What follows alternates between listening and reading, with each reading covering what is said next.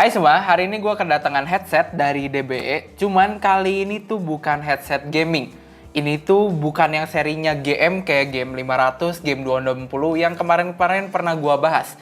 Kali ini gue kedatangan yang seri DJ. Dan perkenalkan ini adalah DBE Acoustic DJ 500.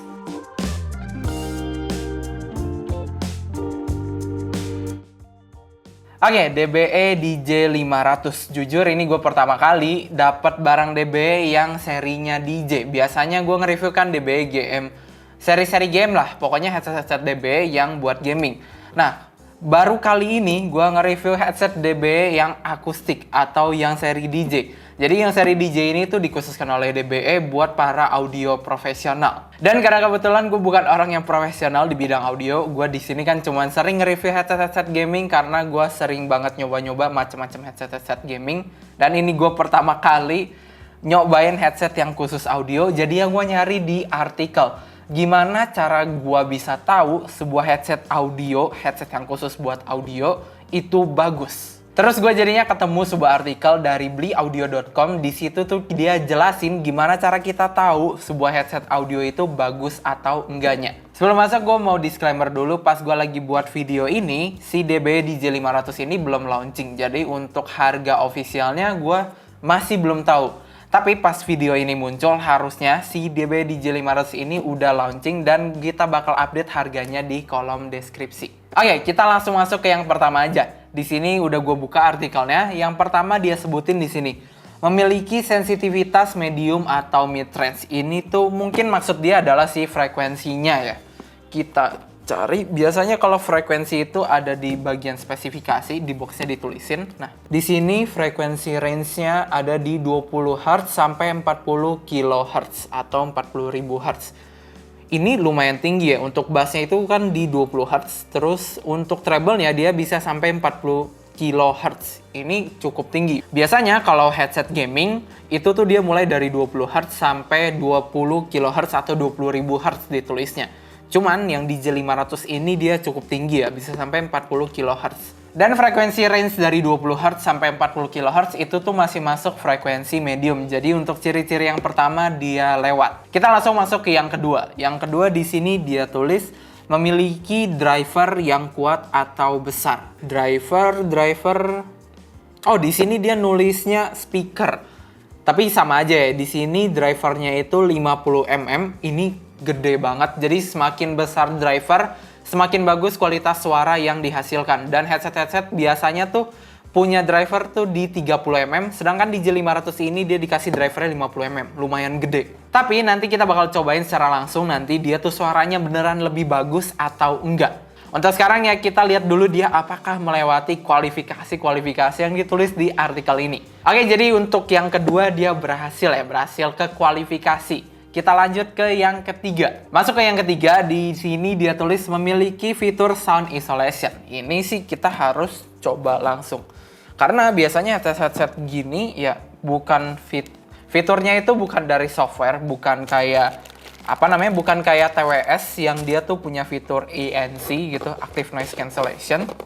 Tapi kalau headset gini itu tergantung bahan earcupnya. Udah gitu ya tergantung si build quality-nya, dia tuh bisa nggak sih ngeisolasi suara dari luar. Dan ini bakal gue coba pakai. Oke, ini kalau misalnya gue pakai, dia lumayan ngeisolasi suara dari luar. Kalau misalnya gue pakai sambil dengerin lagu, harusnya ini makin nggak kedengeran lagi. Jadi untuk ciri-ciri yang ketiga, dia terkualifikasi. Oke, masuk ke yang keempat. Di sini dia tulis harus memiliki kesesuaian impedansi. Atau bahasa Inggrisnya impedance. Jadi impedance itu atau impedansi, ya benar itu impedansi. Semakin tinggi impedansinya berarti arus tegangannya tuh semakin rendah. Kalau arus tegangannya semakin rendah, jadi suara yang dihasilkan tuh semakin bagus. Kita nggak akan denger suara zuzut tuh di headset kita nggak dengar suara yang kayak gitu. Oke, kita langsung cek lagi impedance-nya. Kita cek ke bagian spesifikasi. Nah, DJ 500 ini punya impedance 38 ohm. Ini tuh di atas standar. Karena si standarnya itu rata-rata tiap headset tuh punya standar impedance-nya tuh 32 ohm, sedangkan si DJ 500 ini punya 38 ohm.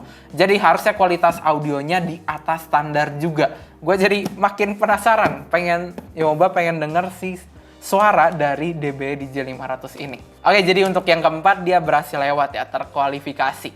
Oke, kita lanjut ke yang terakhir yaitu kelima. Di sini dia tulis terbuat dari bahan yang nyaman untuk digunakan. Wah, ini bahan dia taruh paling akhir, jadi percuma ya kalau headsetnya nyaman dipakai, tapi kalau didengerin gak enak tuh percuma. Makanya dia bahan tuh taruh paling akhir. Namanya juga headset audio ya, berarti audionya yang diutamakan. Oke, ini untuk bahan si budnya, bukan budnya. Ini si earpadnya.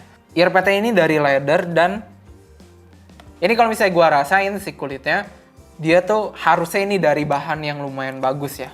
Iya, ini tuh berasa enak gitu. Oke, jadi si DB DJ500 ini berhasil melewati 5 kualifikasi tadi. Cuman ada terakhir yang harus kita lakuin, yaitu kita tetap harus ngetes suaranya ya. Jadi percuma kalau kita lihat spesifikasi udah oke-oke semua, ternyata pas kita dengerin tuh suaranya nggak sesuai. Jadi kita langsung coba aja. Oke, di sini tuh kita dikasih 2 kabel ya. Di sini tuh yang satu audio jack 3,5 mm, sedikit acak-acakan. Audio jack 3,5 mm, ujungnya juga sama nih. Terus satunya kita dikasih aux cable. Wah, ini tuh yang biasanya nyolok ke mixer ya. Oh, dapat lagi audio jack 3,5 mm, cuman yang kali ini tuh dia ada pencetan buat, ini kayaknya ada mikrofonnya ya. Kalau misalnya kita pengen pakai buat HP gitu. Tapi untuk sekarang kita pakai yang audio jack 3,5 mm biasa aja, karena ini headset audio, kita bakal ngetes audionya aja khusus. Kalau misalnya kalian ada yang nanya kenapa nggak pakai yang aux, karena kita nggak punya mixer ya di sini. Ini tuh harusnya pakainya buat ke mixer. Jujur gue pengen pakai karena si kabelnya ini bagus gitu, kayak kabel telepon. Nah, ini build quality-nya tuh lumayan bagus. Terus gue jadi ngerti kenapa dia dibuat gini. Ngerti nggak ya kalian nih? Lihat nggak si headsetnya? Tuh dia miring-miring gini. Kan kalau headset biasa dia begini terus nih. Si ear cup-nya tuh tegak terus, tegak kayak gini. Sedangkan kayak headset audio ini tuh pada begini. Terus gue jadi kebayang kalau misalnya DJ nih. Misalkan mereka suka gini, headsetnya begini, terus lagi nge-DJ, terus dia angkat satu gini-gini. Ini jadi ngerti. Kan kalau misalnya headset gaming nggak bisa tuh beginiin di... Nah, nggak bisa. Tuh, cuman udahlah. Pembahasan yang agak nggak jelas, cuman itu gue kepikiran ya. Siapa tahu kalian mikir yang sama juga kayak gue. Oh ya, ini bukan gue kebalik ya, tapi buat yang kiri ini untuk yang aux, sedangkan yang kanan buat yang 3,5 mm. Gue pakai yang 3,5 mm, jadi ya dia colokannya ada di kanan. Oh, ini untuk clamping force-nya. Oke, ini untuk clamping force-nya ya. Dia tuh nggak terlalu neken dan nggak terlalu longgar juga. Jadi kalau misalnya dipakai, setidaknya kalau misalnya gue goyang-goyang begini dong, kayak lagi orang dengerin lagu, nggak yang copot gitu. Oke, ini udah connect, jadi kita coba ke lagu yang pertama. Gue pengen dengerin lagu EDM dulu. Gue lagi seneng denger lagu EDM. Dan gue penasaran kalau pakai headset yang audio, khusus audio, pakai denger lagu gitu. Ini gue coba maxin volumenya. Jadi kalau misalnya dia nggak nyakitin telinga, berarti ada headset bagus. Oke, dari lagu EDM, ini tuh gue bisa gambarin. Jadi si suaranya ini, nah kalau misalnya headset gaming kan dia lebih ke bassnya ya. Bassnya yang lebih di boost. Sedangkan kalau ini tuh kayak balance semua. Si treble-nya balance, bassnya balance. Jadi dua-duanya tuh gue bisa denger dengan jelas gitu. Terus gue sengaja puter ini audionya tuh sama-sama 100. Di YouTube-nya 100, di Windows-nya 100. Terus kalau misalnya dari headsetnya dia gak ada volume wheel lagi ya. Jadi udah 100 dua-duanya dan suaranya itu dia nggak nyakitin telinga. Jadi kayak tadi ciri-ciri yang pertama, dia harus punya frekuensi yang medium, nggak boleh terlalu tinggi ataupun terlalu rendah. Kalau terlalu rendah ya nggak akan kedengeran.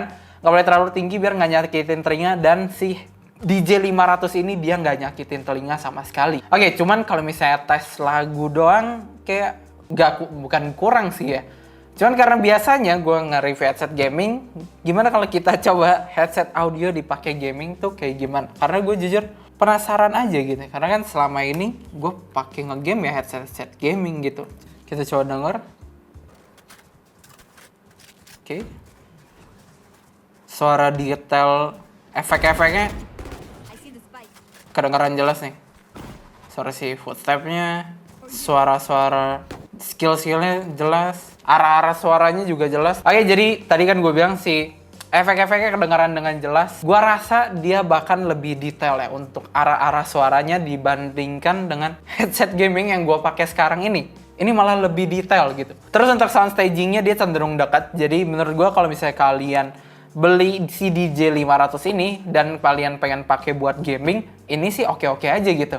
Karena untuk dengar lagu, untuk audio gitu-gitu dia oke, terus dipakai nge-game juga oke. Jadi kesimpulannya, karena gue pertama kali nge-review headset dari DBE akustik atau headset yang khusus audio gini, gue bisa simpulin jadi kalau headset yang buat audio, itu tuh bisa juga dipakai buat gaming. Bisa banget. Karena ya gaming juga kan kita dengerin audio. Jadi kalau misalnya dia bagus untuk audio mixing dan lain-lain buat para pemusik ya pasti bagus juga dipakai buat gaming. Oke, paling segini aja review dari DBE Akustik DJ500. Kalau misalnya kalian punya masukan, kalian boleh tulis di kolom komentar. Dan kalau misalnya kalian ngerasa video ini membantu kalian atau membantu teman-teman kalian yang lagi pengen nyari headset, kalian boleh like sama share video ini ke teman-teman kalian. Atau follow gue di Instagram pribadi gue, Stephen Chandra_, dan kita bakal ketemu lagi di video selanjutnya. Bye-bye.